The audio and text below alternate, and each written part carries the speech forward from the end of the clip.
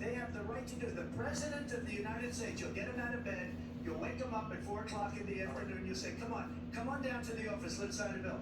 If he signs a bill that the border is closed, all he has to do is say it to the Border Patrol, who are phenomenal. If they do that, the border Are you taping it right now? Those people are killing many people, unlike J6. We talked immigration here tonight. I do want to focus on this next issue to both of you, because it really brings us this into focus, truth in these times that we're living in. Mr. President, for 3.5 years after you lost the 2020 election, you repeatedly falsely claimed that you won, many times saying you won in a landslide. In the past couple of weeks leading up to this debate, you have said, quote, you lost by a whisker, that you, quote, didn't quite make it, that you came up a little bit short. Are you now acknowledging that you lost in 2020? I said that sarcastically, because it was said, oh, we lost by a whisker. That was said sarcastically.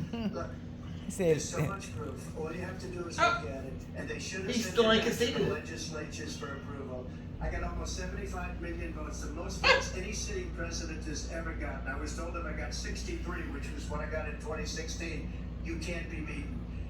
The election, people should never be thinking about an election as fraudulent. We need 2 things. We need walls. We have to have it. He is delusional. He is Our delusional. elections are bad. And a lot of these illegal immigrants coming in, they're trying to get them to vote. They can't even speak English. They don't even know what country they're in practically. And these people are trying to get them to vote. And that's why they're allowing them to come into our country. I did watch all of these pieces of video. I didn't detect the sarcasm, lost by a whisper. We didn't quite make it. And we should just point out here as clarification, and you know this, you and your allies, 60 cases in front of many judges, many of them No judge looked at it. and said They said we didn't have standing. That's the other thing. They said we didn't have standing, a technicality. Can you imagine a system where a person in an election doesn't have standing? The President of the United States doesn't have standing. That's how we lost. If you look at the facts, and I'd love to have you do a special on it. I'll show you Georgia, and I'll show you Wisconsin, and I'll show you Pennsylvania, and I'll show you, we have so many facts and statistics, but you know what? That doesn't matter. Because we have to solve the problem that we have right now. That's old news. And the problem that we have right now is we have a nation in decline, and they have put it into decline. We have a nation that is dying, David. Dying. Thank you. Vice President Harris, you heard the president there tonight. He said he didn't say that he lost by a whisper, so he still believes he did not lose the election that was won by President Biden and yourself. But I do want to ask you about something that's come up in the last couple of days. This was a post from President Trump about this upcoming election just weeks away. He said, when I win, those people who cheated, and then he lists donors, voters, election officials, he says will be prosecuted to the fullest extent of the law, which will include long-term prison sentences. One of your campaign's top lawyers responded saying, we won't let Donald Trump intimidate us, we won't let him suppress the vote. Is that what you believe he's trying to do here? Donald Trump was fired by 81 million people. So let's be clear about that. And clearly he is having a very difficult time processing that. We cannot afford to have a president of the United States who attempts, as he did in the past, to upend the will of the voters in a free and fair election. And I'm going to tell you that I have traveled the world as Vice President of the United States, and world leaders are laughing at Donald Trump. I have talked with military leaders, some of whom worked with you, and they say you're a disgrace.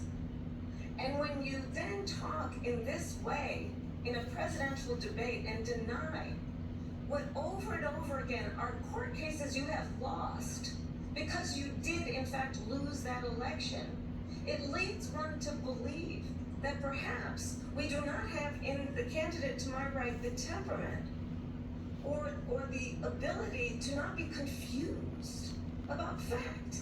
That's deeply troubling, and the American people deserve better. Victor Orban, one of the most respected men, they call him See, she's not talking to Biden, we're talking to Kamala now, so. Smart. Prime Minister of Hungary. They said, why is the whole world blowing up? 3 years ago it wasn't. Why is it blowing up?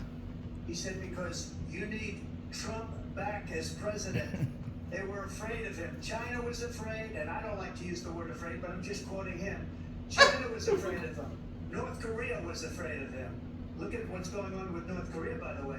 He said Russia was afraid of him. I ended the Nord Stream 2 pipeline, and Biden put it back on day one, but he ended the XL pipeline. The XL pipeline in our country, he ended that. But he let the Russians build a pipeline going all over Europe and heading into Germany, the biggest pipeline in the world.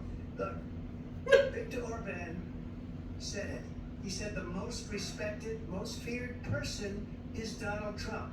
We had no problems when Trump was president, but when this weak, pathetic man that you saw at a debate just a few months ago, that if he weren't in that debate, he'd be running on Senator Hirsch. He got no votes. He got 14 million votes. What you did, you talk about a threat to democracy. He got 14 million votes, and they threw him out of office.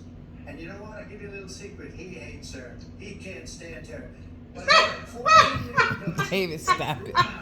She got 0 votes. David, stop it. He is. The first one she failed, and now she's running. I don't understand it, but I'm okay with it because Your time I is up. think we're going to do very well. We've got a lot more to get into. Turning now to the Israel-Hamas war and the hostages who are still being held, Americans among them. Vice President Harris, in December, you said, quote, Israel has a right to defend itself, but you added, quote, it matters how, saying international humanitarian law must be respected. Israel must do more to protect innocent civilians. You said that 9 months ago. Now an estimated 40,000 Palestinians are dead. Nearly 100 hostages remain. Just last week, Prime Minister Benjamin Netanyahu said there's not a deal in the making. President Biden has not been able to break through the stalemate. How would you do it? Well, let's understand how we got here. On October 7th, Hamas, a terrorist organization, slaughtered 1,200 Israelis. Many of them young people who were simply attending a concert. Women were horribly raped. And so absolutely, I said then, I say now, Israel has a right to defend itself. We would. And how it does so matters. Because it is also true, far too many innocent Palestinians have been killed. Children, mothers. What we know is that this war must end. It must end immediately, and the way it will end is we need a ceasefire deal and we need the hostages out. And so we will continue to work around the clock on that. Work around the clock, also understanding that we must chart a course for a two-state solution. And in that solution, there must be security for the Israeli people and Israel, and in equal measure for the Palestinians. But the one thing I will assure you always, I will always give Israel the ability to defend itself, in particular as it relates to Iran and any threat that Iran and its proxies pose to Israel. But we must have a two-state solution where we can rebuild Gaza, where the Palestinians have security, self-determination, and the dignity they so rightly deserve. President Trump, how would you negotiate Oh, here you go. Netanyahu and also Hamas in order to Let's get see, the hostages Here we go. out They'll stop because I'll just tell them to. Watch what he'll say. If I were president, Watch. it would have never started. It never If started. I were president, Russia would have never, ever, I know Putin very We're not well, talking about Russia. never, and there was no threat of it either. We're talking about Israel. What's that, David? I've gone into Ukraine. He goes- They killed millions of people when you ended up. Far worse than people understand what's going on over there. But when she mentions about Israel, all of a sudden, she hates Israel. She wouldn't even meet with Netanyahu when he went to She did Congress meet to with make a him. very important She speech. did meet with She him. refused to be there because she was at a sorority party of hers. What? She wanted to go to the sorority party. She hates Israel. If she's president, I believe that Israel will not exist within 2 years from now. And I've been pretty good at predictions, and I hope I'm wrong about that.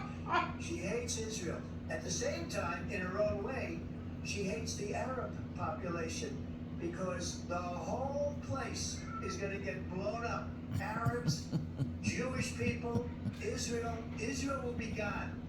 It would have never happened. Iran was broke under Donald Trump. Now Iran has $300 billion because they took off all the sanctions that I had. Iran had no money for Hamas or Hezbollah or any of the 28 different spheres of terror. And they are spheres of terror, horrible terror. They had no money. It was a big story, and you know it. You covered it very well, actually. They had no money for terror. They were broke. Now they're a rich nation, and now what they're doing is they're spreading that money around. Look at what's happening with the Houthis and Yemen. Look at what's going on in the Middle East. This would have never happened. I will get that settled and fast, and I'll get the war with Ukraine and Russia ended. If I'm president-elect, I'll get it done before even becoming president. Vice President Harris, he says you hate Israel. And that's absolutely not true. I have my entire career and life supported Israel and the Israeli people. He knows that. He's trying to, again, divide and distract from the reality, which is it is very well known that Donald Trump is weak and wrong on national security and foreign policy. It is well known that he admires dictators, wants to be a dictator on day one, according to himself. It is well known that he said of Putin that he can do whatever the hell he wants and go into Ukraine. It is well known that he said when Russia went into Ukraine, it was brilliant. It is well known he exchanged love letters with Kim Jong-un. And it is absolutely well known that these dictators and autocrats are rooting for you to be president again because they're so clear. They can manipulate you with flattery and favors. Wow. And that is why so many military leaders who you have worked with have told me you are a disgrace. That is why we understand that we have to have a president. He's not talking about Biden. See, Biden ain't up there no more. Weak, Huh. Biden ain't there. See, he's talking to somebody who's smart. The importance of upholding and respecting in highest regard our military. Vice President Harris, thank you. And she's the one that caused it. That's weak on national security by allowing every See, nation immigrants. month Immigrants. to the year, 168 different Dave, hold countries on. sending people into our country. Their crime rates are way down. He just said that about 100 times. Said, I hope she wins, and I think he meant it. Because what he's gotten away with is absolutely incredible. It wouldn't have happened with me. The leaders of other countries think that they're weak and incompetent, and they are. They're grossly incompetent. And I just ask one question. Why does Biden go in and kill the Keystone Pipeline and approve the single biggest deal that Russia's ever made, Nord Stream 2, the biggest pipeline anywhere in the world going to Germany and all over Europe? Because they're weak and they're ineffective. And Biden, by the way, gets paid a lot of money. Thank you with a lot of She issues. paid a lot of money. We'll be right back with much more of this historic ABC News presidential debate from the National Constitution Center right here in Philadelphia. Back in a moment. Wow. What a moron.